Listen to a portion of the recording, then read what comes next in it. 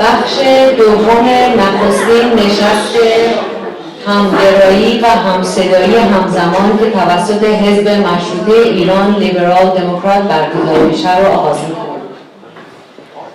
سپاسگزاریم از سازمان‌های متعددی که در برگزاری این برنامه با ما همراه بودند. سازمان سرباز، ایران سانس، پروژه امید ایران، انجمن اروپایی ایرانی برای صلح و دوستی، پاکان، شورای مدیریت گذار، سازمان دموکراتیک یارسان، سازمان همبستگی ملی برای ایران، هما، جنبش وحدت ملی ایرانیان، انجمن سکولار دموکرات ایران، اتحاد آغازینو، انجمن خورشید، سازمان اتحاد برای ایران، جنبش زنان ایران، سازمان زنان ایران مقیم آمریکا، گروه خوارزمی، امریکن ایرانیان فور دموکراسی، کانون خلبانان نیروی هوایی شاهنشاهی.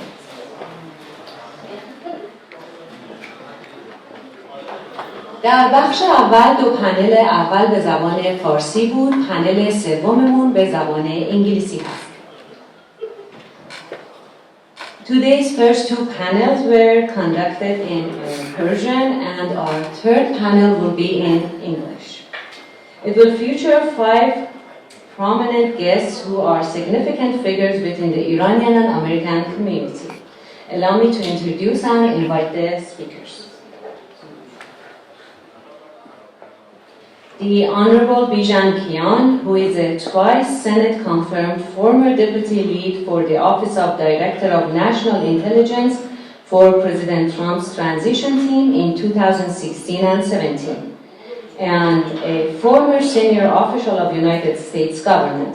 He led the largest portfolio of foreign investment for the state of California. He is a globally recognized senior executive in national security and trade. Lieutenant Colonel William D. Swanson, Medal of Honor, Purple Heart, and Bronze Star. Senior role in Middle East Defense Intelligence Agency. Liaison between U.S. military and Mexican government, currently active with U.S. government leadership. Nicholas W. Hofgren is a senior executive with experience operating private equity and emerging markets in enterprises. His senior executive experience includes bulge bracket banks like JP Morgan Chase, Bank of America, and others. He has additional experience in assets and portfolio of assets in the power, extractive, and manufacturing industries. Marcus Benayan, former security analyst for the Israeli government, accomplished author, university professor, and corporate senior executive. He is a strategic advisor to governments, government officials, C-suite, and ultra-high net worth families.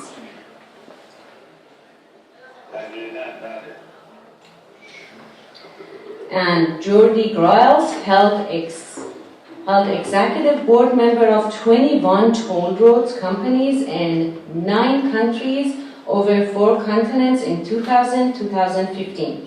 He's a seasoned senior executive on government-regulated, capital-intensive industries, highly exposed to complex negotiations and leadership with awarding and controlling authorities and other stakeholders. I welcome you, gentlemen, please.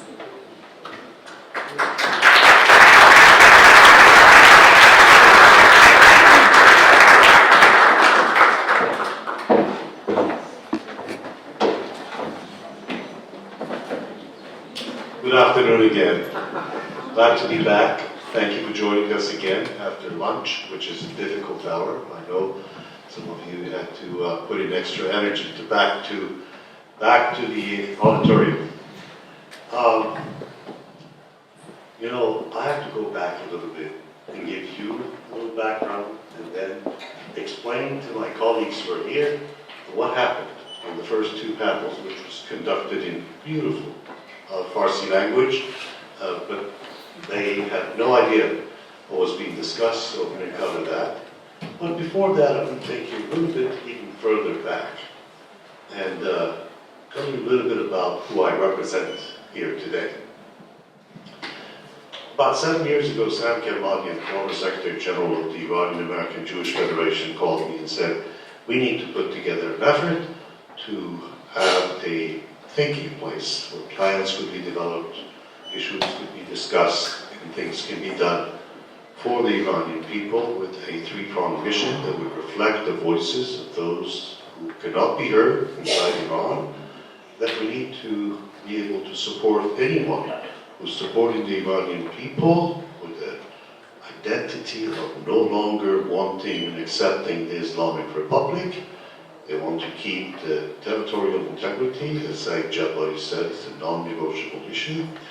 And they want to walk towards a secular democracy. And a secular democracy is defined as where the people are in charge, and they have to be satisfied with their government. They decide who governs them and how they govern them, and that's where the bosses are, the people of Iran. They have to be participating in the critical decisions affecting their lives, and this should be measurable. They have to have equal opportunity, not equal wealth or equal income. That's not possible. It was tried and failed time after time. They need to have an equal opportunity in all the critical things in a society, from security to education to healthcare. They have to have equal opportunity, economic opportunity, not the insiders and outsiders. That's the kind of thing that the people of Iran want. They want to have the freedom to choose at all times, at all times. And Prince Reza Pahlavi, who is the standard bearer of change today, we all follow his thoughts. Not just a person. This is not a person-centric. He's said it many times. We're moving towards a system-centric. A system-centric operates on thoughts. The thoughts that he has put forward today, we're following here. Those are the principles of how to define freedom-seeking people of Iran. So that's what Sam wanted to put together, an organization. Well, an organization needs resources, people, financial resources. We have the people, no financial resources. So Sam taught us how to do things with very little. But very little is essential, and it has to come from people who have been supporting the Institute for Voices of Liberty for the past 7 years. So it's a good opportunity that I would name the individuals who've been supporting the Institute activities. No, we don't receive any government support. No organization, any government supporting the Institute for Voices of Liberty, but the individuals who've been extremely helpful are here today, and I'd like to recognize them. Patricia Houston has been with us for a long time. Patricia Houston has been with us for a long time. She's been a fantastic supporter, steady supporter. Art Fund has been supporting the Institute, Taqi al-Raza specifically, and Nima Bakhtiari, who's here today. We're grateful to you. Behzad Kianmat, Jian Torkan, Alex Moradi, Abraham Simhai, Shahram Yaqubzadeh, and then the Kermanian family themselves, Cody, Betty, and Sam, my dear brother. I'm delighted to see Mr. Afshin Afshinjan here, my dear friend, from all the way from Canada. Thank you. I know what you're doing. You're doing exactly what Prince Reza Pahlavi has said. 5 things that are essential. You're following those agendas. That's what we're doing as well. Hopefully we all do what we can and deliver the success to the standard bearer of change for Iran.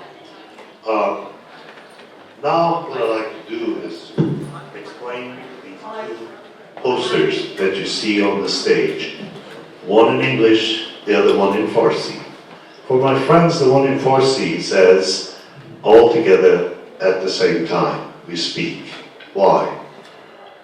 What Islamic Republic today is most afraid of is not that you protest and I protest and I write letters and you write letters and we shout and you shout. Because as long as we don't do it at the same time, it's not going to hurt the Islamic Republic. They are very, very resilient. We each have one arrow in our quiver. If we take these arrows, place them in the bow, and just wait for a command, Colonel Swanson, to be issued, to let go of the arrows all at once, the Islamic Republic would not have a chance. That's what these posters show. The arrow has just one tip, all together at the same time. We have to understand the synchronicity and the impact of what that does. This is something the Islamic Republic is very afraid of.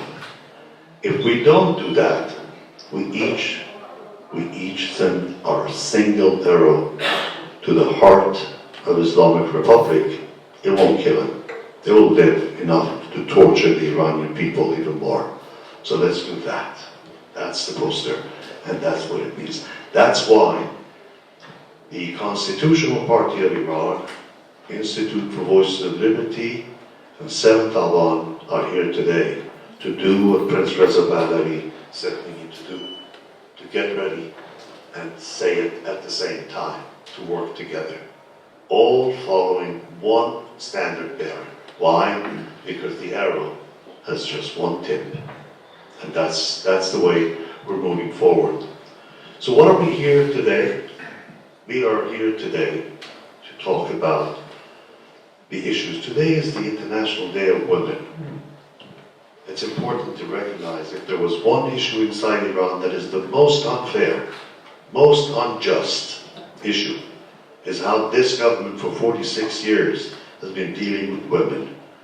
And if you wonder, my dear colleagues on the panel, what was being said on the women's panel, it was all about the fundamental flaw in the society today in Iran is that the religion counts the rights of a woman as those half of that of a man.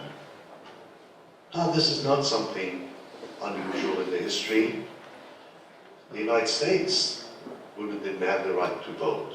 In Switzerland, women didn't have the right to vote, but many, many years ago, these issues were solved. Society progressed. Women in Iran rose to very important levels of cabinet members. Every place in society, women were leading. And today, a woman has half the rights, only because that's what the religion. So they were talking on the women's panel about the rights of women, about the horrible things that happen that are embedded, entrenched, intrinsic to their belief system, that honor killings take place in Iran. You wouldn't believe it, but it does. That, uniformed individuals brutally beat up on women. They were talking about all of that. The panel prior to that, and the panel concluded that these things will be stopped by the hands of the women, the brave women of Iran are doing it in midst.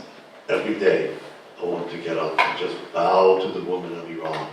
Our mothers, our sisters, our daughters, they're fighting. They're getting shot. They're losing their eyes. So, what are we to do? Get together and see how we can help them. To get rid of this brutal, incompetent, institutionally corrupt Islamic Republic. We need all of them. All of them. And in order to follow the message put forward by Prince Reza Pahlavi, the standard bearer of change, 5 points. One of them is expedite the fallout. How do we do that? By telling a story that says, well, you need to get over it.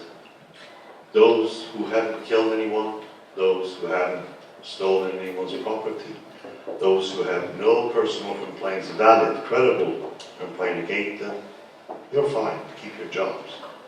We saw what happened in Iraq when rash decisions were made to declassify the Iraqi military. We got rid of every single person. What do? They have to feed their families. They go get hired by somebody to build a road bomb, put it on the side of the road in Iraq. Bad mistake. Bad mistake. Our forces captured the 13-year-old on the side of the road, somewhere near Baghdad. planting the roadside bomb. And he said, why do you want to kill American soldiers? He said, I don't want to kill American soldiers. Why do you do this? He said, I got paid to do it. How much? $25. What do you do with that money? I save it. To do what? The answer will shock you. He said, to save my money and to go to America. That's what the 13-year-old Iraqi said. There are literally millions of Iranian youth who don't hate Americans. They don't hate the American military. They want freedom. They want to make their own decisions. So we're here today to talk about, tell them, give them that comfort. When Prince Reza Pahlavi says expedite the fallout, he means that the people of Iran, we have no authority. We can't tell people to forgive anything like that. But the people of Iran do. We need to repeat that message. That's what they want to say. That's what they say to the IRGC members and the police force, crash forces of people who beat up on them. They say, if you haven't killed anyone, keep your job. But if you have, run. If you've stolen property, if you have hurt people, run. Justice is coming. This is not a joke. It's a true fact. Justice is coming. But don't worry. Come join the people if you haven't killed anyone, if you haven't stolen anything, if you haven't hurt someone's reputation.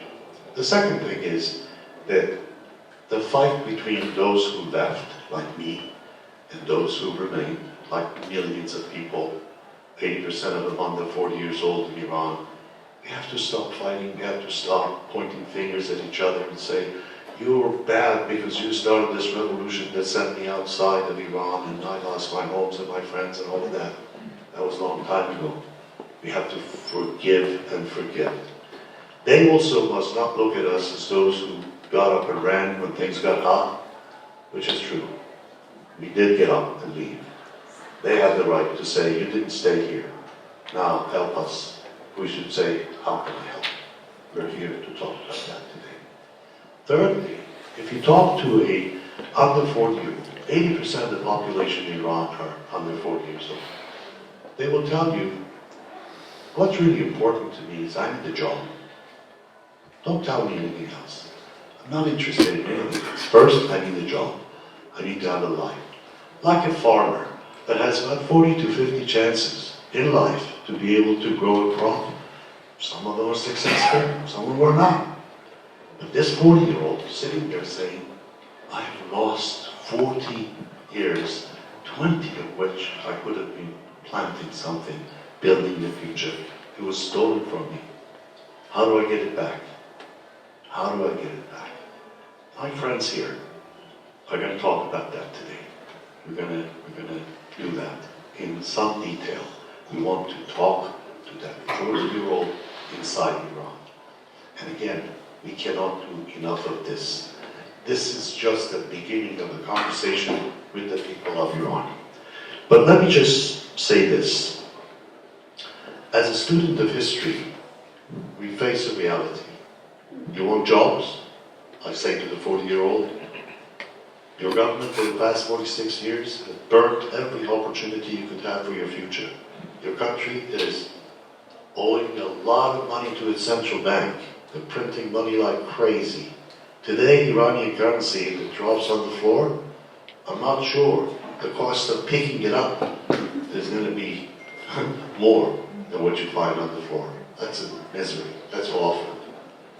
The government has stolen your future.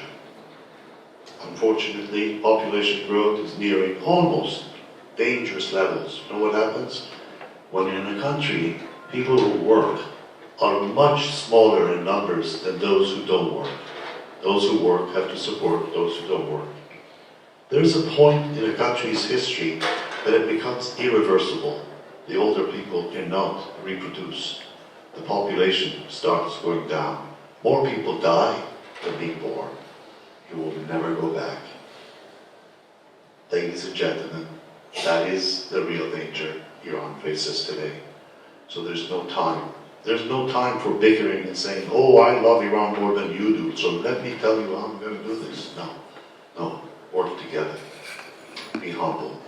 And it's hard sometimes to be humble, but Saeed Jabari and I know what it takes to be humble. We are humbled in life by the enormity of challenges we face. And we need to be aware of that. We need to work together. We need to stop saying, look, I'm smarter than you, I've got better ideas. No, no, you all have great ideas. We all have to listen. We all have to work together. And that's what we're going to do today.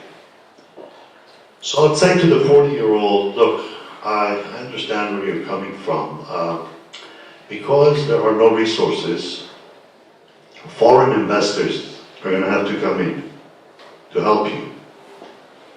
And the moment I mention the word foreign, Iranian history start blinking red all over the place.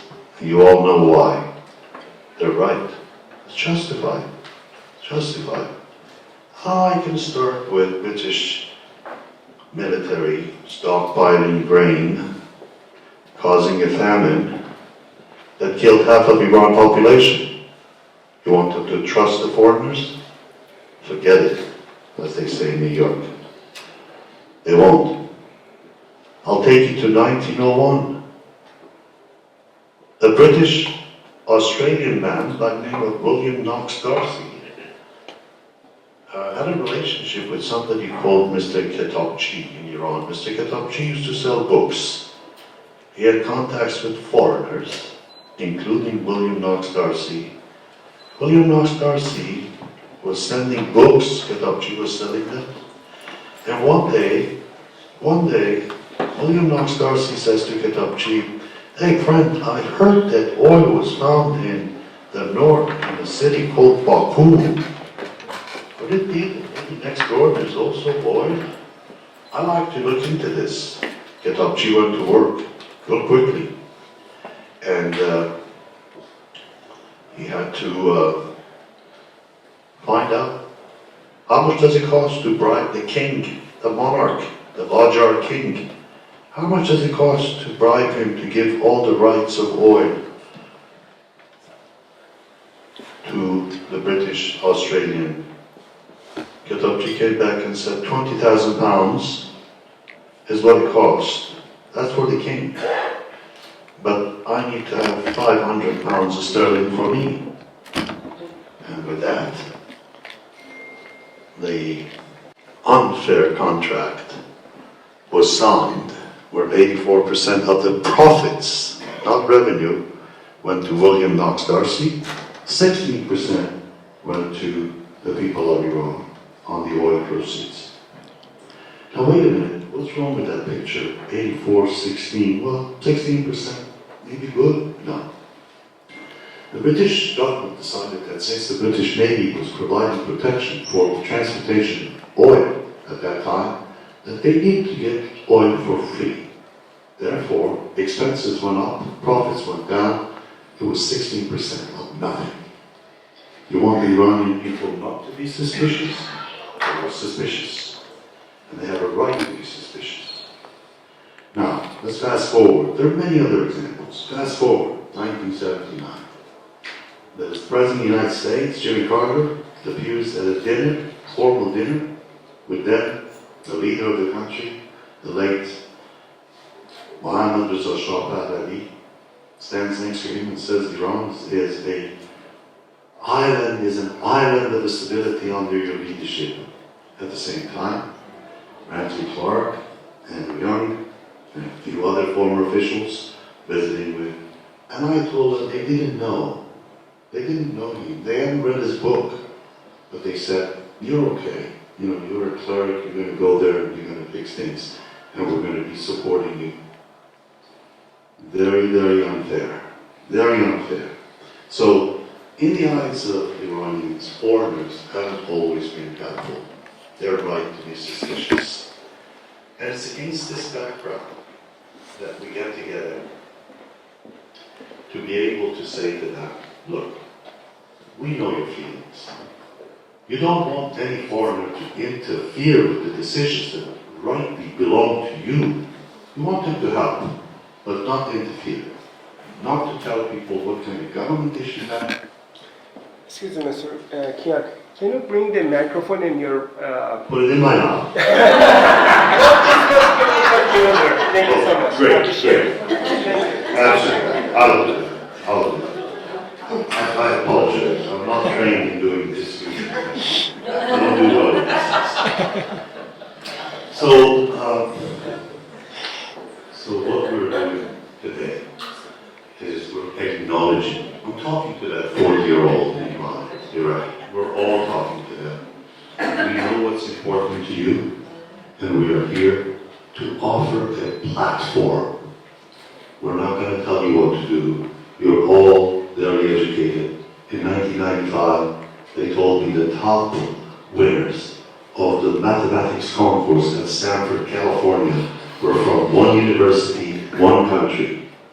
That was Iran. One university. Top 5. The best asset in Iran is its population. Educated, capable. Just let them work. Let them work with American youth, with Israeli youth. They will do wonders. They know how to do that. But they need some help, because there are no resources left in the country. The Islamic Republic has killed Iran and Iranians. So we are here today to talk about a platform. And I just want to make sure that we all now understand, Jordi, what was said before in the panels. We are here to talk about jobs. And I'm reminding myself also what an honor it is to sit with people who came here. They're not paid. They're all like you. They want to care. They're here because each one of them, just like each one of us, is focused on what we can do to help the people of Iran, not to interfere with them, not to tell them what to do, but to say, we are here. You know, it's like Home Depot's motto, I don't know if you've heard it or not. Home Depot says, you can do it, we can help. So that's what we're here for. And Marcus, I'm going to turn to you. You have been advising governments, you've been advising corporations in difficult situations on how to come together, how to work together. And I just described to you the skepticism. I described to you, which you know very well, of course. You know the culture. It's going to be difficult. This is not an easy deal. We are going to be looking at scorched earth, and we're going to do things to help the Iranian people by offering this platform.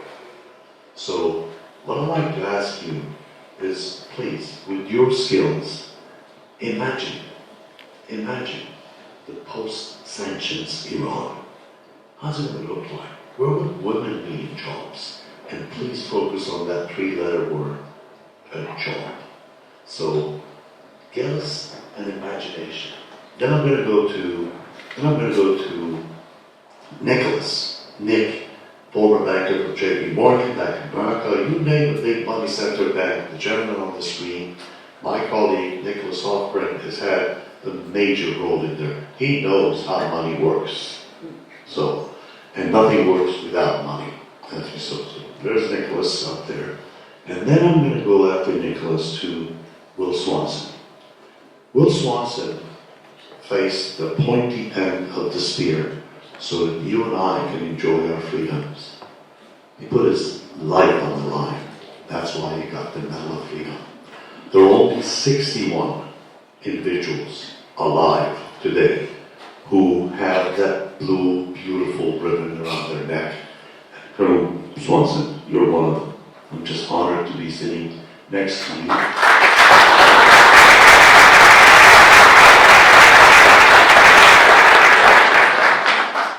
And thank you for facing the pointy end of the spear so I can keep my freedom. And we come after Will to Jordi. Jordi is the nitty-gritty guy. When you have a couple $100 billion that has to go into major projects, mega projects, you need someone who comes from not just regular engineering background, but I know two people in this this room, there may be more that I can call engineers. I'm looking at one of them who's been engineering everything I do every day. That's Sam Tevanian, who's also from MIT of Israel, and then Jordi Griles from the MIT, Massachusetts. I know how important that school is. They wouldn't let me to take a regular course there, but I hang around MIT for a while to see what I can learn. I have respect for the institution you come from. Jordi, you also had a very interesting classmate, I think, a famous classmate. Would you tell me who that was? Benjamin Netanyahu.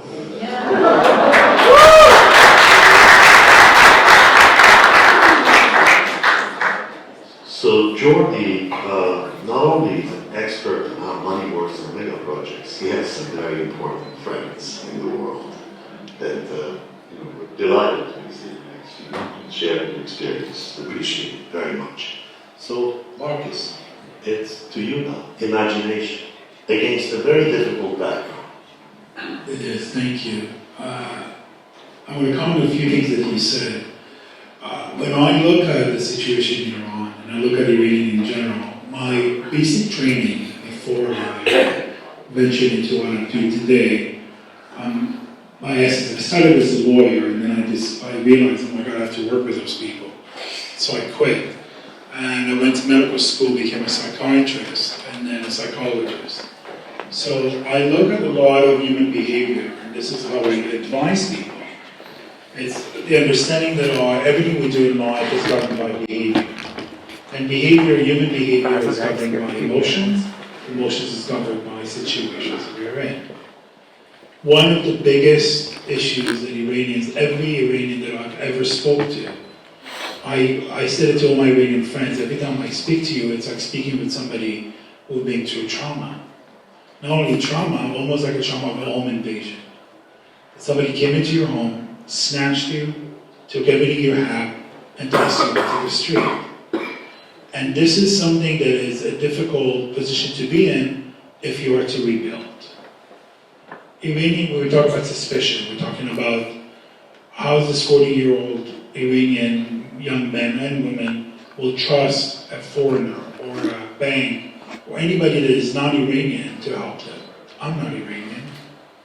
I fooled for 20 years the lady in the Tabaza shop in Toronto, thinking that I'm Iranian because she would get me all the good stuff on the back. The rest of us, they bought what was served in the front. She used to give me all the good stuff. And I learned the basic phrases and I convinced her. But above and beyond that, I think the biggest issue is forgive and forget is a very American concept. It's not a real concept. Psychologically speaking, when we forgive and forget, we don't heal. We need to forgive, but we can never forget. And the reason why we never forget is because we're doomed to repeat our mistakes. In every behavior, in every interaction we have with other people, we have parts in it. I refuse to believe that Iranians just give up to the revolution and just tell Khomeini, okay, take us. We're yours. No, there were people who were speaking out. And people who left Iran, that was their speaking out. We don't want to participate, hoping to come back to a different reality. So Iranian people need to be respected for the decisions they're made. They need to be held accountable.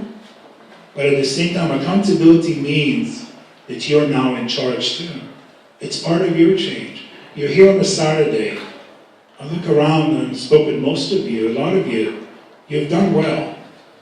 A lot of people, diasporas who moved from Bulgaria, who moved from different countries in the world, are not going to sit here on a Saturday for a few hours talking about how to make their former country better.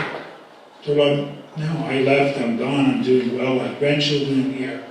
I've lived my life, why do I care? And I think there's two exceptions to that story. Those are Israelis and Iranians. I speak with Israelis, and it's always the same thing. Always worried about the homeland, what's going on. And that relationship is an interesting one. It's a long, historic relationship. The only Persian, the only foreigner to be included in the Torah, the Jewish Bible, the Hebrew Bible, is Koresh, Cyrus the Great. He's actually named as a Messiah almost, and a saint. He's the one who rebuilt the temple. So that relationship, that history, that pride that a lot of Iranians still have. I'm a bit concerned about the younger generation. I taught University of Toronto. I had a lot of Iranian students of diaspora. Their parents, they were born in Canada. They would introduce themselves as Canadians. They will neglect to mention the fact they're Iranians. Because for them, being Iranian is being defined as a terrorist, as Islamist, as extremist, as axis of evil, as people who are not contributing to society. They couldn't speak of their history. They couldn't speak of the legacy they had. And it's not because their parents didn't tell them that. It's because society that they live in. I lived in Canada for 20 years. I never understood what does it mean, this melting pot. Sorry, this mosaic. Just be you. And I stood when my son went to school, and they asked him to bring a food to represent his culture.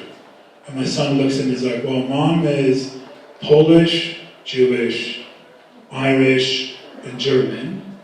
You are Italian, Israeli, Moroccan, of Lebanese descent. And we eat a lot of Persian foods. Do I bring kebab? I'm like, that's a great idea. I'll ask Mona to make some for you. And he brought it to the class, and they didn't know what to do with it. So that's very artificial and not useful. So when speaking with Iranian, and people say, well, you're in the diaspora, you don't have a right to speak about what's going on in Iran. Absolutely false. Iranians are looking up to you, and I speak with a lot of Iranians on the internet. They're looking up to you, not only admiring your success, admiring what you have done, they're looking for guidance. They understand, they feel trapped. You were home invaded 46 years ago, and you were tossed to the street and you somehow survived. They're still in that nightmare. They're still there. They're living with a guy who assaulted them. So now again, as a psychologist, a psychiatrist, I can tell you that's not a way to heal. So when Iran moves to the next stage, when the Ayatollahs go home, whichever home, the one with the virgins or maybe the one in Kuwait, I don't know, they can choose. I'm not thinking. Russia, yeah, I saw it, there's a few condos beside it. I'm sure they know each other, so it'll be great. And I hear them like properly, But again, going back to the vision, and we talked about a platform. What's a platform? Why do you need a platform? Why do you need something to be prepared? And I think that we saw it live, and historically. If you asked me 5 years ago if Syria will cease to exist, I would say, well, probably not. The leadership is strong, the army is strong, the collusion between the army and the Assad family and the business people, it's a tight-knit, evil kind of cabal that they established, minus the wife. Apparently she's very nice, the British girl. But at the same time, it collapsed, and I'm not going to take credit for Israel, but it's what happened with Hezbollah, what happened with Hamas, what happened in the Middle East because of the war that has been engaged in there. So how does it reflect on Iran? How is Iran going to be affected by it? And I think that one of the most important things we need to learn is that the people of Iran, or the leaders of Iran today, and the 40-year-old that we talked about the jobs, look at Syria and see that in 10 days, that tiger, that supposed scary regime collapsed and became nothing. But let's not forget that Assad took all the money, a lot of gold. Apparently one of the There were few planes that left with most of it to Russia. So it wasn't that haphazard as the media would like you to believe. There was a plan, and he executed it. And Iran will probably have the same issue. I live in New York City. Okay, we can go on a little real estate tour. And because you speak Farsi, we'll stand outside of different buildings, condos in New York. Will knows that too. And most of the younger people that live in those condos are cousins and nephews and kids of mullahs and people of the regime. So the money is there already in New York City. So we need to know where the money is going. So I'm going to go back to why platform. So when Syria collapsed, people were like, well, now it's great, Assad is gone. But we have this Al-Jalani who took, and I know Al-Jalani, I met him. Very nice guy if you like people like him. He's not nice. He put a suit on, which is great. He is now meeting with world leaders. He's been entertained by Sarkozy and, not Sarkozy, Macron and the rest of them. Same thing, same thing. And here's the issue. This is what's going to happen.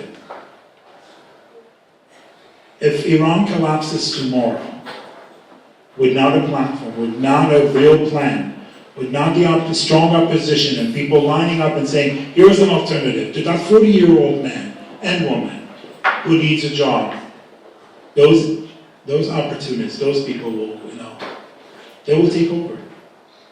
And Iran will go into another 46 years of hell. Worse than what they saw before. So planning it's always good to plan. My late father, may he rest in peace, used to say, hope is great, but plan counts. We can hope. I hope things will be fine. But if I make a plan, there's a good chance it's going to be. So what we propose is to create a plan. We're being sensitive to Iranian, but as a psychologist, I think the entire country needs to go into therapy, massive therapy. Understanding that in order to move forward in 2025 in world markets, incorporate the way you're all business people, a lot of you here, you understand the intricacy of the finance world and our distinguished friend can explain further. It's not 1901 anymore. It's not the British, not the American. We have a new president who has made a few statements. And we'll speak about the ramification of some of those statements, who might make everything that we say here a bit irrelevant if we don't move fast. Because he's a businessman too. He understands that Iran is probably the biggest business opportunity of the century, of the millennium. Never ever in the history of the world you had a population who was so young, 80% under 40. 97% literacy rate, engineers, chemists, you name it. Top human resources. Because we look at a lot of places like in Africa, that trillions of dollars were invested and it's all gone to nothing. And the reason is because there was no human resources. Iran has the human resource that is unbelievable. And people say, well, there's no opportunity for women. I said, well, there is here in America, and the diaspora will have to reflect back. I have one more minute. So, talking about the lessons of the past is important. As I said, you should never forget. You never forget the past. You're not going to move forward if you forget the past. You become complicit. But you need to sort out your past. My late father, who had a very interesting life, when I was 18, I confronted him. I was a man. I was going to go to the army soon, and I will show him. I will tell him. And I said horrible things to him. And when he had any kids in the audience? No. When he had a very foul mouth. When I ended the conversation, he looked at me, he looked up and he said, you either write a best-selling book, or get the fuck away from my face. I was so offended. I was like, I will show him. He was right. There was really nothing to say anymore. I've said my piece. I released my anxieties about it. I told him how I felt. It didn't help. Today when I work with CEOs and prime ministers and one president, I say to them, you need to understand one, if you're going to relitigate the past, be ready to pay the price. Because I don't know if any of you have been involved in litigation. Nobody goes home the winner, except for the lawyers. So we don't want to litigate the past. Like, do we want the mullahs to stay in Iran and prosper? Probably not. Do we want them out? Yes, but we can keep them out of our institutions, your institutions. We can keep them out of, no budget for you. You're not getting paid. Like the good old days. Pass the plate, get the money this way. Thank you. So Marcus,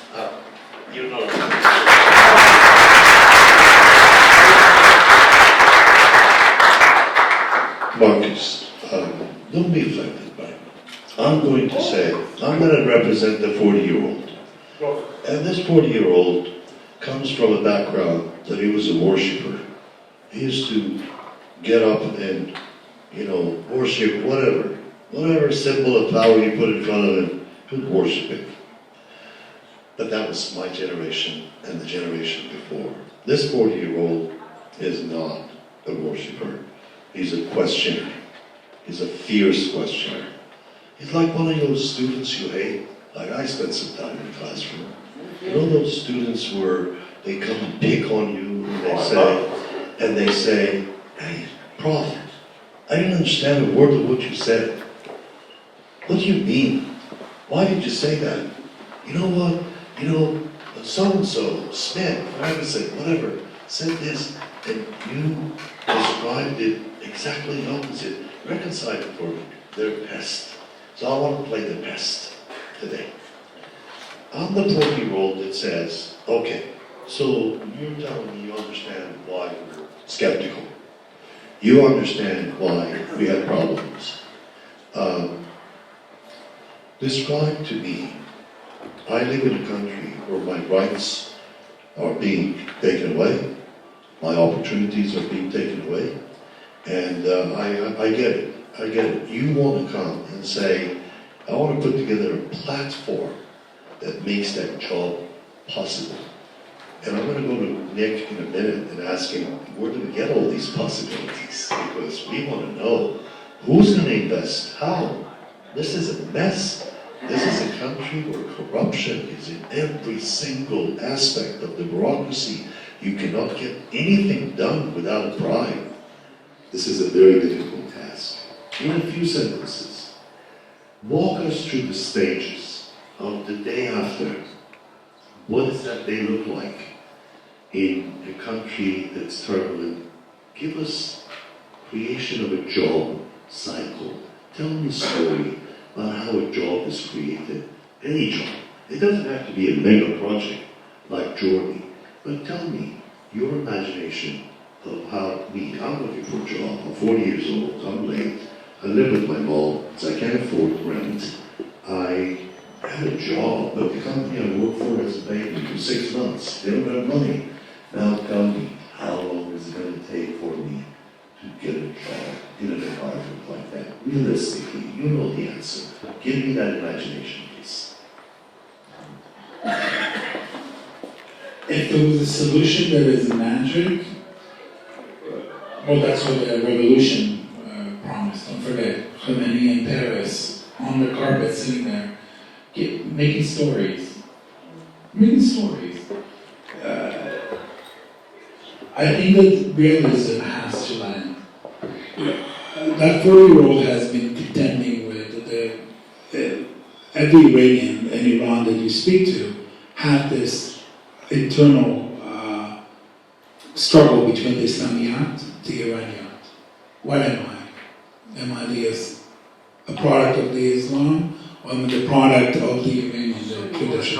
with offering this platform. Yes. What do you want him to do in participating with the platform? He needs to be, this is what I think that in order for it to engage in any platform, you have to come willing, open, and understanding that this is here to help. So another question for you. What we want to do here, offering this platform, many other groups want to do this. I see Nima Bakhtiyari sitting there last week at the conference, discussing exactly the same things with the same objectives. They did a great job. Actually, I didn't get to go, but I heard about it. How can we encourage these circles to find common areas like the Venn diagram and put those common areas together? And how am I going to work with Nima? How are we going to work with them to bring him in, make this platform stronger? As opposed to Kamala Harris, I don't like Venn diagrams. She really loves them. I know. Sorry about that. That's okay. I think the platform itself should be based like an open source. Those of you in technology understand that an open source platform means there's the basis that helps you with the program, and you have to contribute or custom build your platform in order to fit. So when you come to the 40-year-old, you say, you are like a programmer. I will give you a platform that you can have a job tomorrow. You have to bring to me what you can do. What is it? What is the source? What is the code you want to put into it? And part of the code is respect. And I know it sounds ridiculous, but it's something that a lot of Iranians that I speak to say to me, I used to have a pension. It disappeared. I used to have respect at work. It all disappeared because somebody snitched on me that I said something bad about this guy or that guy. So I'm no longer appreciated. So they need to understand that this platform is not a foreign creation. This is not a foreign object. It's an open source platform where you engage with it, and the success of it, and the building and the multiplication of it is the result of your engagement. So your high literacy rate, your engineering degree, everything that is valued in the real world will be valued on this platform, while it wasn't valued before under the regime because you were not part of the group, the in-group. You were the out-group. So this is the first of this discussion. This is not the end of the discussion. This is where we begin to continue our dialogue with the 40-year-olds in Iran. And I want to thank you for sharing your experience, imagining what it could be. And in a free future Iran, there would be no difference between the opportunities a woman holds and a man holds. Absolutely. You know why? The woman will not allow it. Not because somebody is going to give it to her. The woman of Iran will not allow it. And I'm not just saying that to please my wife who's sitting here. She knows the power that my mother had, my sisters have, my daughters have, and now my granddaughters have. They're very powerful, extremely powerful.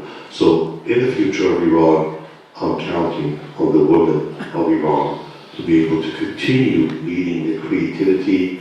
Because look, they're not just making opportunities, they are responsible for the future generations of how they behave and how they come to the society. And there's been great damage in the Iranian society that needs to be repaired. If we have to fix something, it's the culture. And that's why Marcus is sitting next to me doing the imagination, because I can't do it in an organized fashion like he does. Now, I'm going to go to Nick Hofgren. Now, I was there at the same time, so that's exciting. But, you know, I want to ask you, Mr. Hofgren, could you pry open this magic box of the possibilities of what Marcus is talking about? Who's going to invest in Iran? What conditions should we present to do that? We talked about the fear and suspicion about foreigners and foreign investment, and they're going to come and do what William Knox Darcy did, but Iranians will not permit that anymore.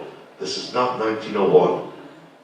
This is 2025, where the world is behind all those freedom-seeking people in Iran, all together. Nick, tell us, who's going to come to the aid of operationalizing this platform? Who is going to come under what conditions?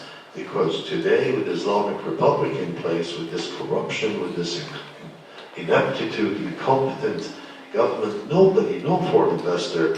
I mean, there are people in this room who manage the largest portfolio in the world of foreign investment. They know what foreign investment needs to have the comfort.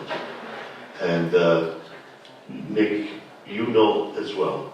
So please tell us, how can we actualize this platform for the 40-year-old in Iran? What do you tell them? Imagine you're talking to the 40-year-old directly. Of course, the distinguished audience is here, and we'll also add to that with their own thoughts and questions later, which we will have time for. But Nick, it's all yours. How do we get this done? Thank you. It's a great pleasure to be here. Always a pleasure to be with Marcus and you, and of course Will and Jordy. And look, capital is fungible. Capital will go where there's safety and recourse. So if you don't have a clear rule of law, if there is the possibility of slow or fast capital loss through impairments, through legal actions, people won't invest. If you've got $100 and you buy something and you know you can put it in your pocket, you feel comfortable. If you buy $100 of something that maybe the government takes away from you in a year or two, you don't buy it. There is capital, there will always be capital for good investments. What we're very lucky about in this time in the world is there are development banks and institutions who facilitate large capital investments. And for the Iranian people, particularly this individual that we're talking about, I think the most important thing is trying to figure out where the best entry points are. Is it building hospitals? Is it building schools? Is it building other types of infrastructure that create jobs both in the construction and in the operation? There is capital at the World Bank, at the German development banks, the French development banks, the English development banks. All you have to do is come and show that there's the right legislative protections that prevent the government or any other party from taking away your right to those assets. Then being able to build an asset that generates a sustainable income. And within an economy like Iran today, there are ample opportunities for us as a platform working with the Iranian people to identify those systemic problems where we can put in infrastructure that will create long-term opportunities. It could be telecommunications. It could be digital skin. Why start with 4G and copper lines when we can go straight to 5G and provide people faster in-home internet so that they can create their own businesses?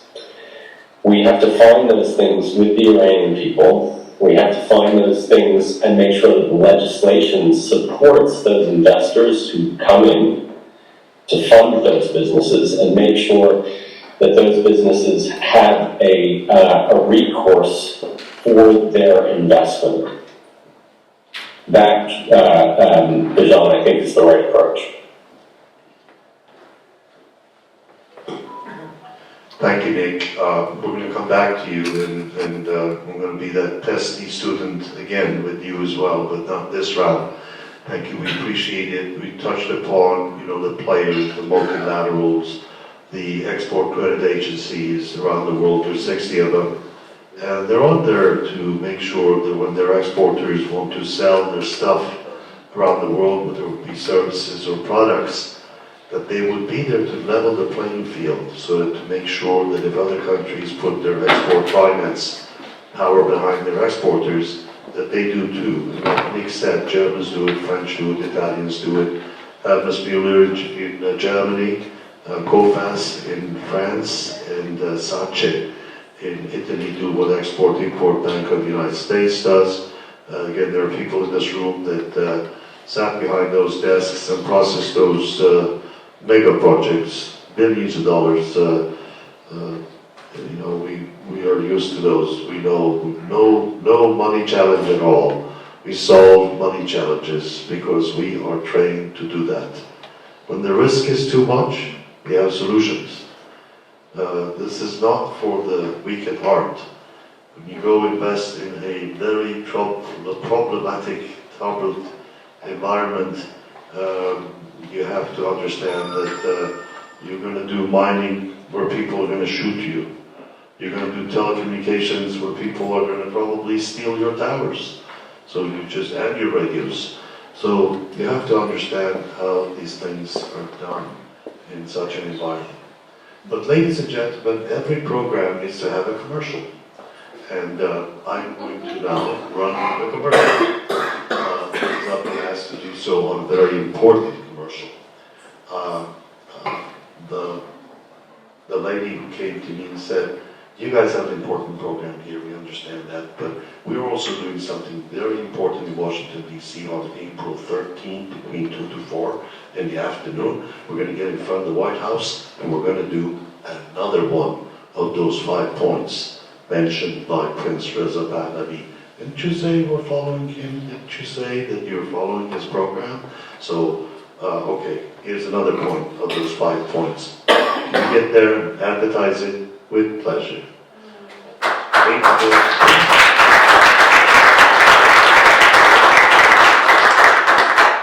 know, I'm on TV a lot, not because I like it, but because I have to. And then I find myself getting in that role of running commercials as if it's real. So I am running a commercial. April 13th, in front of the White House, getting together, because just like that poster said, those arrows must be all let go at the same time. Take your arrows, go to Washington, D.C., and join D.C. protests. It has a website. You can ask my friend Hope Bita, who's sitting in the back. That's my daughter's name, so I can remember that easy. And she'll tell you all the rest of it. Please consider supporting these group activities. It's important. We cannot say, oh, we have a standard bearer of change and he's carrying the flag, our national identity up front, and we follow him. But you know what? We are tired. We can't come and follow you and join you in that voice. I don't know if the prince is going to be there that day. They don't tell me these things. I'm not aware of anything, but I'm sure his voice would be there and his thoughts are going to be there. Good luck. And you know, if I can talk to my bank manager to give me a loan to be able to finance travel, I'll be with you as well. So with that, now, Cole Swanson, we are talking about turbulent waters.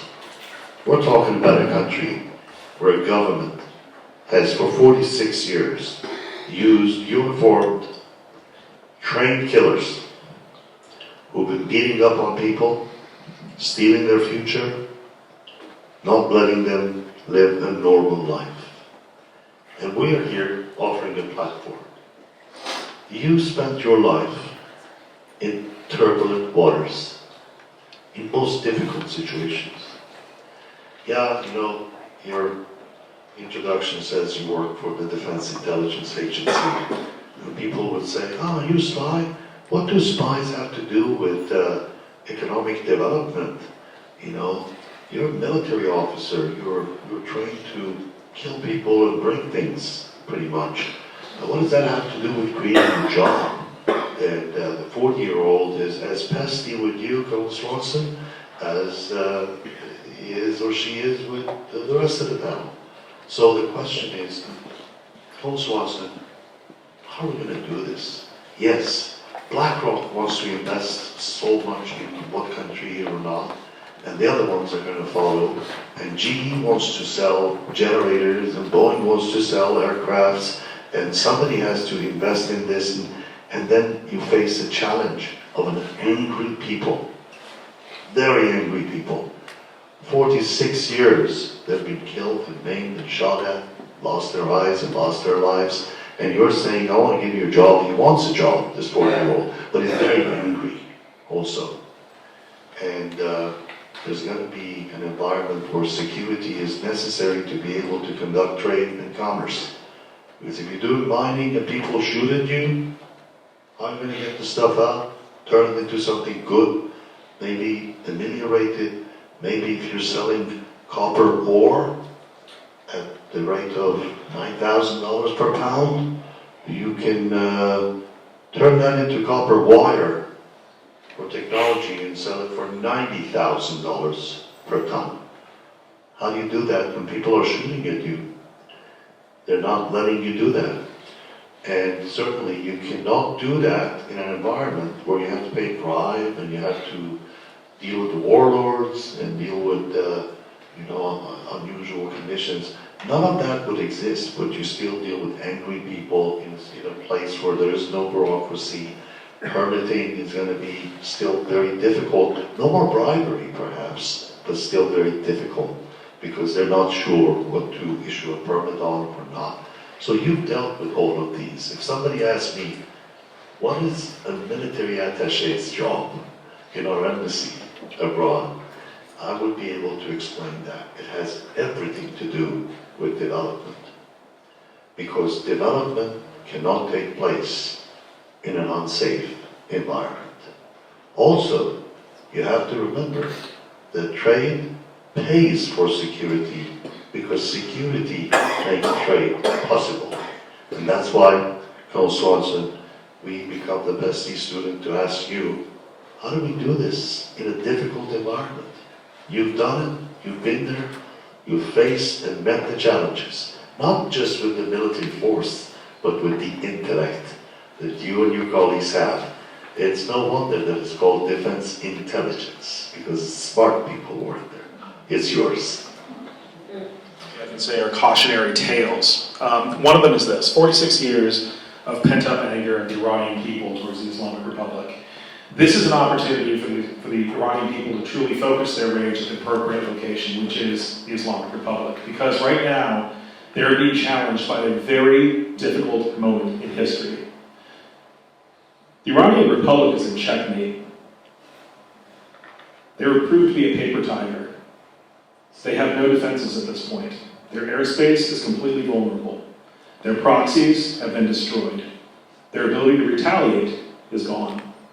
At this moment, anyone can fly across Iran relatively undisturbed. So what does that mean? Before, the United States had a veto on our friends in Israel going in and taking out the Iranian threat of the nuclear weapon program. Because there's only one platform on Earth that could have gone in and dropped a very large bomb on one sortie and flown back out again to remove that threat, at least temporarily. And that was a B-2 bomber that belongs to the United States government, and that meant that we had a veto. At this point, if you want to take out the Iranian nuclear threat, you could send a FedEx plane to do the same thing. Okay? So what does this mean? The Islamic Republic is in checkmate. The United States president has put down the gauntlet and said, we're going to negotiate, and we're going to give the Iranian people a chance to determine their future. Or, we're going to go with their military. The unfortunate thing about this is, the Iranian people, of course, are at a disadvantage. There are those people in the IRGC who have killed, who have hurt people, who have stolen, who will defend their position. And this is the problem. How do we have, the day before, the day after, set the conditions for the success of Iran? That requires legitimacy, it requires sovereignty, and it requires national unity. This is something that will not come through military action. This is not something that's going to come if the United States and Israel go in to nuclearify Iran. This has to be done organically by the people of Iran, otherwise it will not work. We've heard about 1901, we've heard about other episodes in Iranian history where the legitimacy and national sovereignty were compromised, and we've seen what happened. The revolution was very much a response to that. So we, together as a global community, need to help the Iranian people move to that day after that does not involve engagement of military forces that does not involve a tit-for-tat response that will eventually ratchet from just destroying nuclear facilities, then the conventional forces, and then punishing the Islamic Republic, which means the Iranian people, when there's retaliation outside of Iran. This is what we need to prevent. It's up to the Iranian people to form a legitimacy for what happens next. But it's happening. It's happening now. It will happen very soon. This is the moment. And it is about sovereignty, national unity, and legitimacy.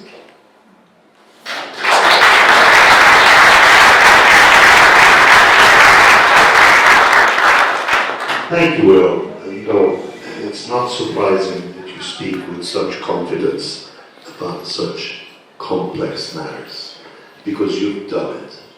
You know, one of the challenges of our time is that a lot of interested people want to do things they've never done before, and they hope to be able to accomplish what needs to be accomplished. It's difficult. You can't do that. If you have a broken pipe in your home, you call a plumber. You don't call a PhD in hydromechanic or hydroelectronic. You won't be able to fix the broken pipe. You gotta find someone who has fixed it before. That's really important. One of the problems in the past 46 years, Will, has been that imagine that two soccer teams are playing against each other. One of them is very good. The other one is not good at all.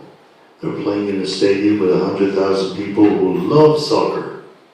They all want to jump in with their own soccer ball, playing soccer. Just ask yourself a question. Who do you think they're helping? The strong team or the weak team?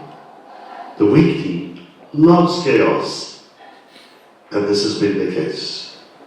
Many of us have been wanting to take our ball, jump into the soccer field, and start helping our favorite team. That's no way to help.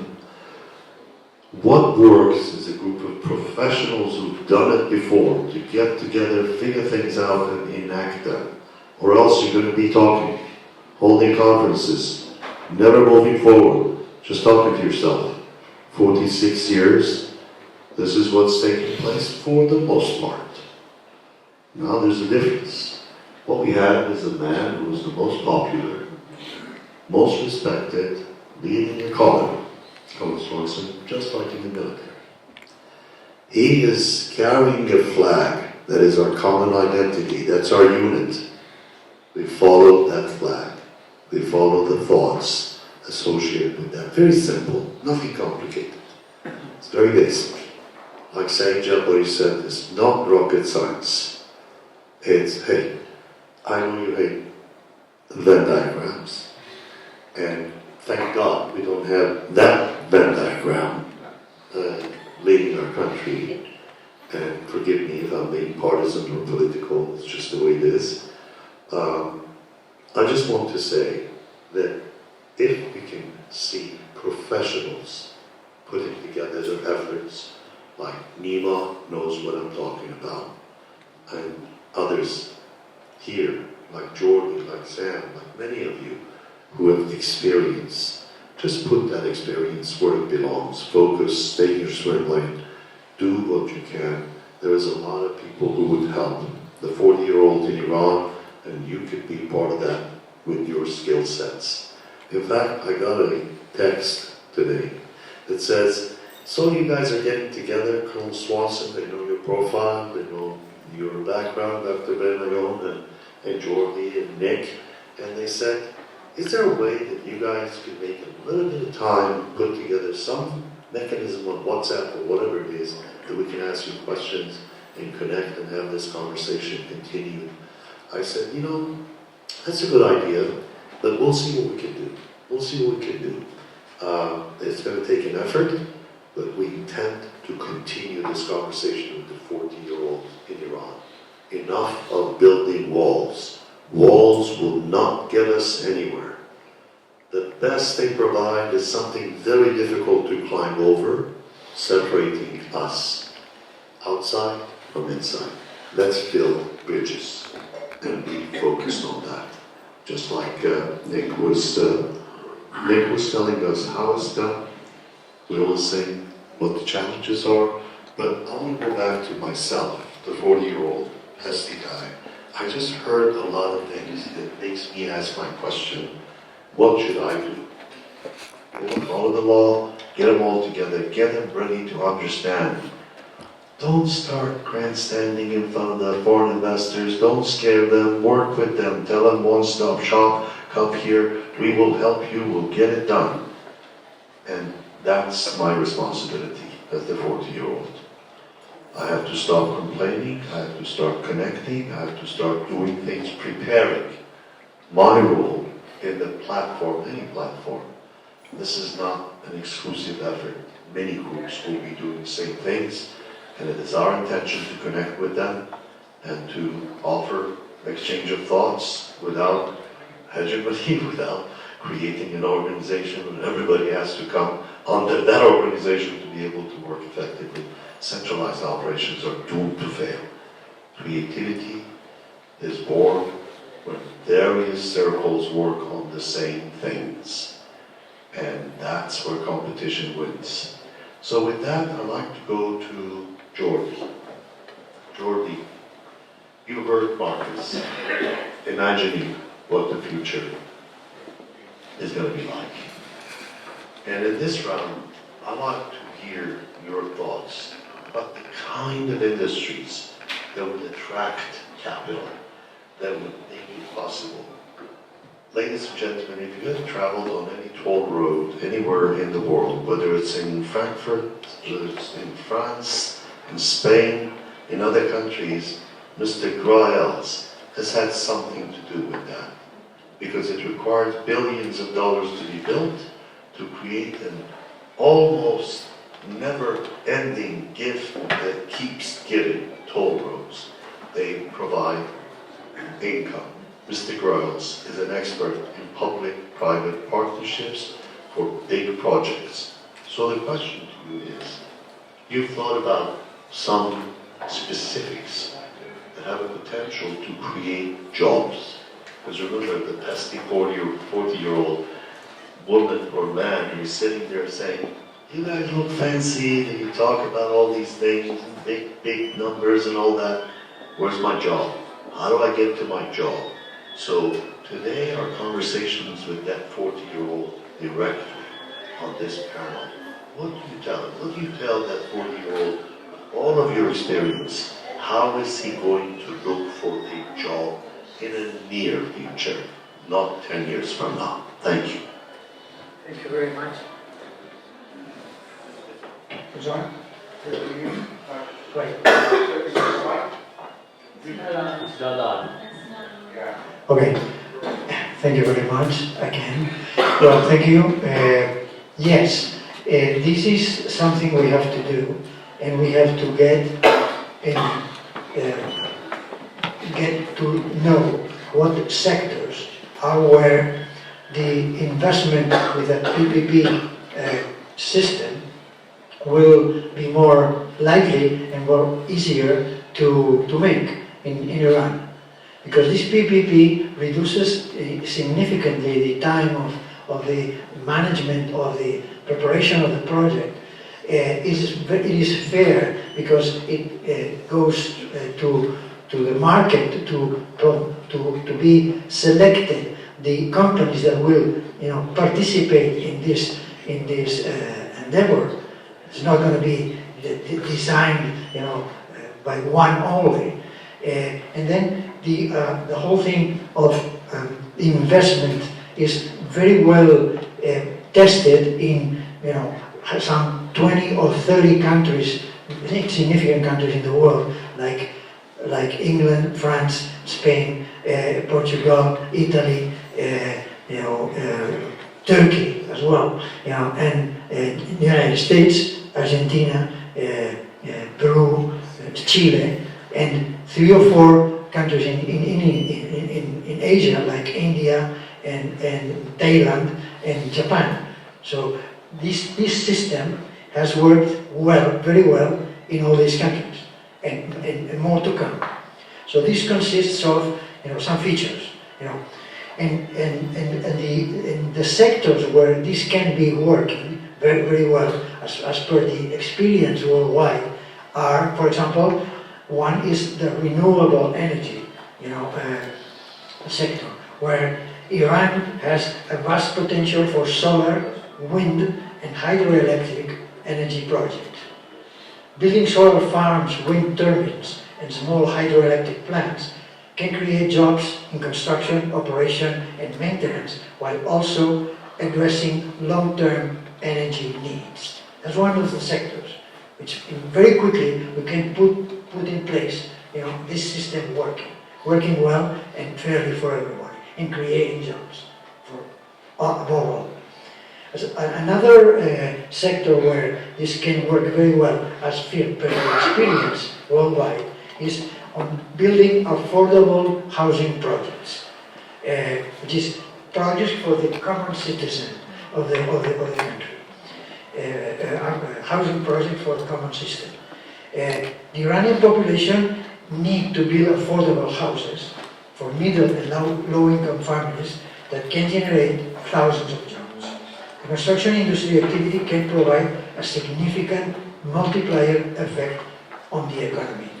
And additionally, a third sector would be the hospital and medical equipment manufacturing sector. And Iran is very, very unique in this regard because it has a tradition for this, for the good medicine. Establishing and upgrading hospital medical equipment manufacturing facilities can create jobs, improve self-sufficiency in healthcare, and help reduce dependence of imports, which is very important. Another sector would be building logistics hubs, so places where the fleets of trucks or lorries, nationwide and international, are just taken care of, and so on and so forth. And finally, there's the big one, which is the road networks and highways sector, building high quality highways, separated carriers, facilities, which with the PPP system, where upgrading and expanding the road network, especially in rural and underserved areas, can also generate significant employment in construction and maintenance, other than service to the local business. This will also facilitate trade and commerce with the country. In short, these 5 sectors that I have described could be 5 of them, among 5 of the most immediately applicable procedures to build, to put in place structures for developing them worldwide. There are others, of course, but it is a suggestion about just that right there. That's what we have thought. Yeah.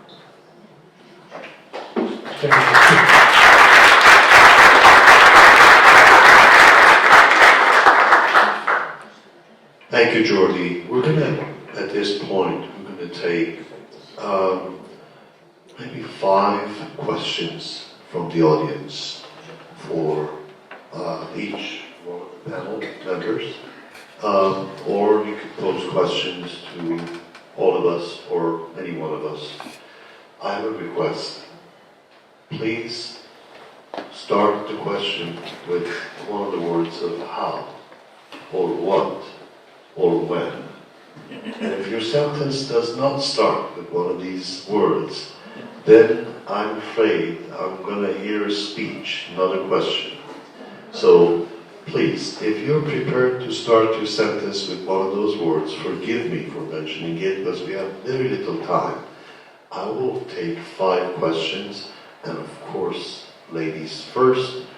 From the first row, I'm going to take the lady in the white jacket.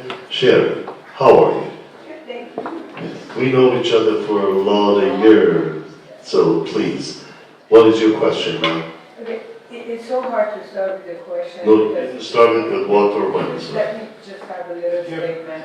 It's arranged. The statement is this: we've been here 46 years. I appreciate all the gentlemen here who cares about our country and our people. However, we all know that it's a benefit for all of the gentlemen here because the chaos in our country also started the chaos in the world. We are not just fixing the Middle East, we are actually fixing a lot of problems that this government has started in the world. Okay. We have one person, and we all talk about that, is the Crown Prince Reza Pahlavi. We do have a leader, okay?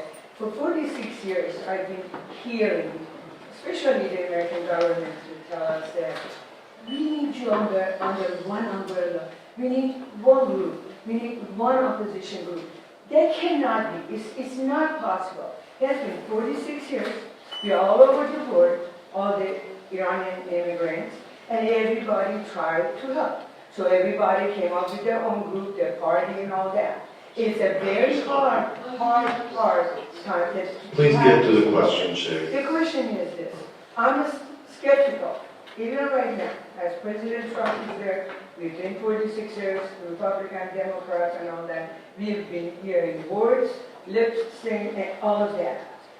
How do I know if we have the money in this country, in the banks, this is our money, but it was given to the Iranian government, okay? Why can't it be given to the guy who put us under this umbrella? We're all here, aren't we? And 90% of the immigrants and all the Iranian people, 90% of the Iranian people support him. What can we help him to help all of us? Not just us, but you guys too, and all over the world. Please, I'm skeptical. Just tell me I'm wrong. Tell me that this time we're going to have a real help. Okay, I'm going to take the answer to that question, Sherry, gladly. Your question is right. It has to be recognized that this movement has leadership, it has organization, it's getting there. Be patient with it. The government of the United States needs to hear this, and believe me, individuals of this talent will definitely take your message and repeat it in Washington, D.C. We all together promise that we are not going to support the MAC, the Mujahideen, the communist group, that they all sit in a seminar and they clap together. Don't respond to it. Let me finish my answer. Let me finish my answer. You're asking for financial penalty. The government of the United States will not respond to a request for help from. Let me finish my answer. But I didn't ask for that. I understand. The government of the United States will do what it needs to do to serve the American interest. In our community, there are a lot of individuals with a lot of capital. You must go to them. You must ask them to invest. There's a lot of people who work every day for nothing. They don't get paid. You need to say that with that confidence, which is, I know you, I know how effective you are. Go to them. Say, guys, hey, I see you giving $1 million here, $2 million, their political contributions, help the people of Iran. You have a responsibility. Shame them into helping. It's the people, not the American taxpayer. Now, if you want the American taxpayer to have more sympathy and to understand, look, we keep talking to ourselves. Invite your neighbors. Tell them about what this group did. You're talking about support from 150 members of the United States Congress who supported Congressman Brunson. Individuals who killed execution style, from General Hal Price to 2 senior officers of American military, and we now applaud them in Congress. Shame on them. Shame on every single representative in the United States who applauds people who killed American service members. Shame on them. Go tell them that. Go tell them that. Thank you for that. There is another lady. I'm sorry, I just go to ladies who has Miss Bahshande. Yeah. Nora Bahshande. Yes. Please go ahead. So Question, you please. mentioned it's a question. Why didn't you mention all the natural resources that Iran has? incredibly rich in natural resources, incredibly rich in oil, incredibly rich in gas, incredibly rich in these rare minerals, and that was not mentioned at all in the industries to be developed. I'm curious as to why. Was it because it's just a given and you were exploring other avenues? Why did you say that? You want to take anybody who wants to do this? I'll have an answer for you, but I'll ask Will. I mean, in two parts. And one of the unique things about Iran is it's already a diversified economy. It already has a distributed capability set across manufacturing, pharmaceuticals, computers, natural resources. The oil industry, though it's very important, is really not a very large employer, for one thing. They need to actually start moving away from the energy sector and diversify further away from that. Obviously, rare earths and things like that, right now they're all the talk, they're all the rage. There's a huge play for them. And as Jordan was talking about, just moving into things like solar panels, you get a much better return on investment. So there are so many things that Iran has going for it, it's very difficult to say what they don't, except for their current government. Thank you, Will. There's another part. Nicholas wanted to say something too. No, So the other part of the answer to that's your absolutely question was right. Extractive and oil and gas industries very rarely employ a lot of people, not even in the processing part. So while there are great subsoil assets, I think the transition to more employment at this point in the Iranian economic development is more valuable to the people in Iran. So I can give you, Nick, thank you. I can give you the other part of the question. We did go to the extractive industries. We did go to natural resources. We touched upon how you could take, instead of copper ore that sells for $9,000 a pound, to 11, maybe 1,000 or more, to 90,000 when you make copper wire. So extractive industries are finite industries. What's their ends? The biggest source of capital is human capital. And of course we will do that. When we were in Afghanistan, the Russians had identified rare earth and other precious material to the point of $3 trillion in assets. But getting them out and turning them into what can be called capital is a very complex process. We will talk about that. This is not the last conversation. It's the beginning. This is the first conversation. I'm going to go back and please make the questions short so I can, the lady with the haircut, the gentleman with the haircut like mine, please. Please, yes. Among the plans I heard about the hydroelectric investments, but the fact is that really we have problem with the water. And I think we have white shores and access to the ocean, but we don't have good water. I think the desalination of the water is one of the things. I got it. Water problem, Marcus, I'm going to give that to you because I know you know people who can solve that problem. There is 4 Israeli startups. One that actually creates water from thin air. Those of you who took biology in grade 9 know that you can actually do that. And desalination, this is what Israel has been doing every day.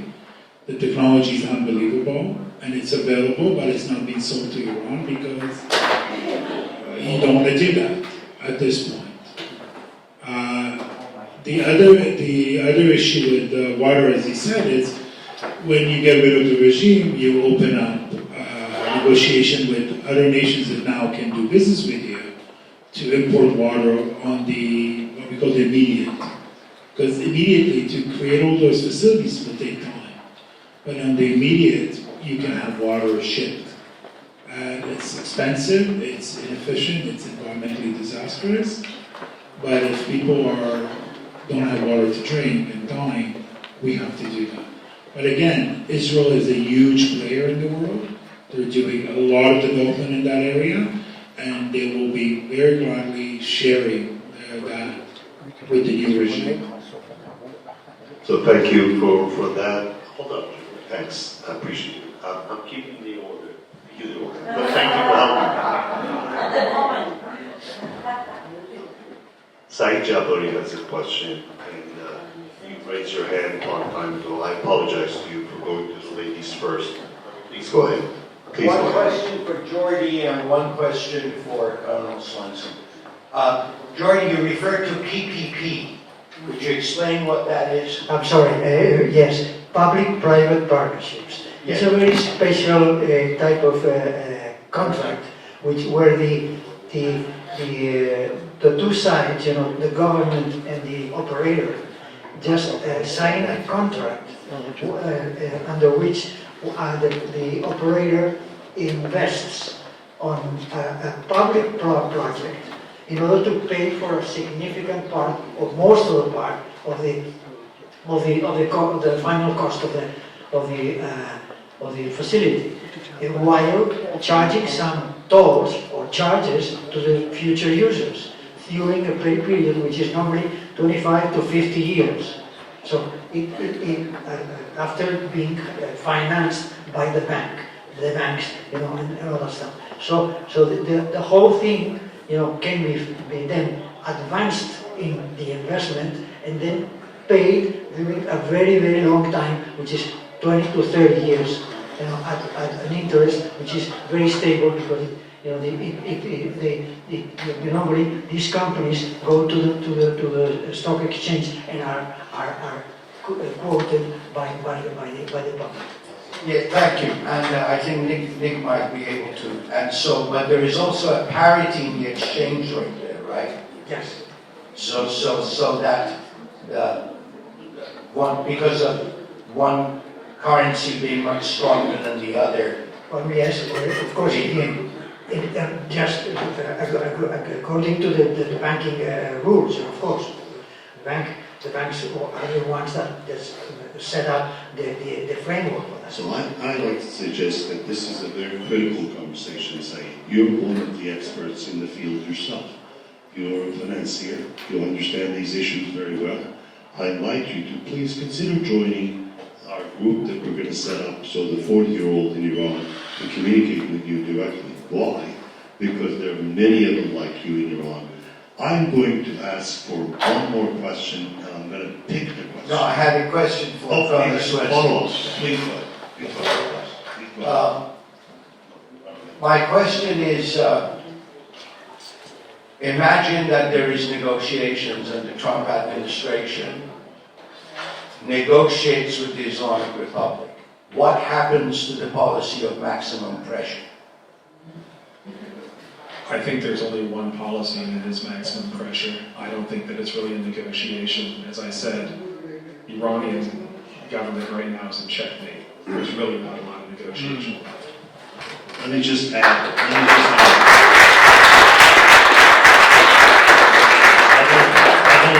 I don't claim to know everything President Trump wants to do. President Trump doesn't want anyone to know exactly what he's going to do, because that's part of his strategy. He wants to keep his opponent off balance, and that requires completely confusing, sometimes conflicting messages. I know that because maybe I was charged with the responsibility to enact such a thing in 2016, and again asked to do something like that in 2024. Adam Lovinger, who's not here, was also a friend of this community, helped write that first plan. He also helped write the second plan.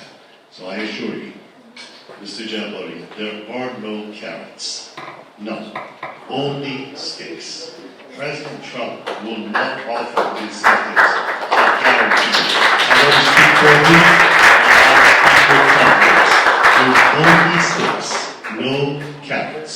Just wanted it clarified. Sure, you wanted to hear it again. You wanted to hear it again. Absolutely. No carrots. Can you imagine, please, thank you. Can you imagine President Trump, who was accused of 34 unfounded, baseless accusations, who was an attempt of assassination on him, two actually, and the Islamic Republic is accused of having to do something with one of them? Can you imagine President Trump, who demonstrated to the world how he negotiates last Friday at the White House, pretty much showed to the world that, look, you don't come here, bang your fist on the table and demand things and all that. That regime is gone. Not there anymore. If you had something to do with them, if they had some, dealings that made you feel so confident, talk like that, no more. That's President Trump. Can you imagine him sitting at the negotiating table that he wrote a letter to Khamenei and saying, "Oh, Your Eminence, Ayatollah, what can I offer you? How about a couple $1 billion in the dark of the night on pallets sent to you by aircraft in various currencies? Would you like to do that?" No, none of that will happen again. Ever. Under this president, you will see nothing like that. Only sticks. So with that, just one more question. That question, I want to go to one person that I'm going to ask the question from. Somebody who's been creating jobs, understands that. And there are many of you here who would be dealing with how to create jobs to be very successful. But I'm going to call on Nima Bakhtiari. Nima, ask a question. How related to the 40-year-old? What would you tell the 40-year-old in what they need to do to be able to use a full platform, a whole world coming to them to help them? What would you tell them? That's the last question because our time is over and I've received notices. I apologize to all of you. Call me. If you have a question, I'll connect you to the people. I'm sorry. I cannot allow it. I'm sorry. Time is over. Please. Iman, go ahead. Go ahead. Can I give my question to someone else? Your job creator, Iman. I want you to do it. Please. Don't hurry down. Repeat the question again. Repeat the question. What is your message to the 40-year-old who sat here for the past 2 hours? Listen to this panel, which is all about jobs, opportunities, and investments. What would you say to them? What do you need them to do? How do they play in this game? You finish. You say the last word. Jobs, opportunities, investments. I think you said it. We can. And what has happened must have happened. And we can't talk about the past. We have to just focus on today and all we have. And what we have is plenty. And we just need to get together and figure it out. And put away the hurts, as they were mentioned before, bring the experts, and really trust the universe that we can and we will. Great, thank you so much. Thank you for your patience. This is going to continue. This conversation is not end here. This is the beginning. And believe me, I talked to the youth in Iran, the women in Iran.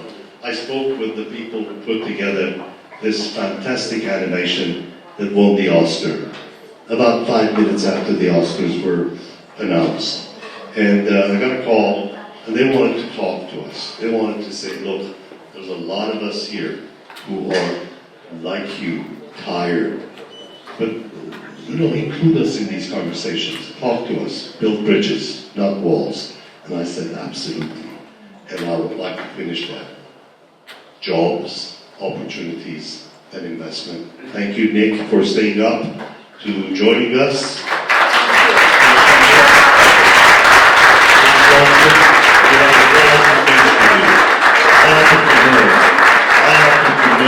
Who calls you every day, and who wants to help you. He chose to be here for that 40-year-old man or woman, young person in Iran. Thank you, on their behalf. I want to keep talking.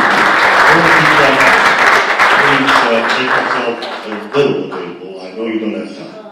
I'm going to ask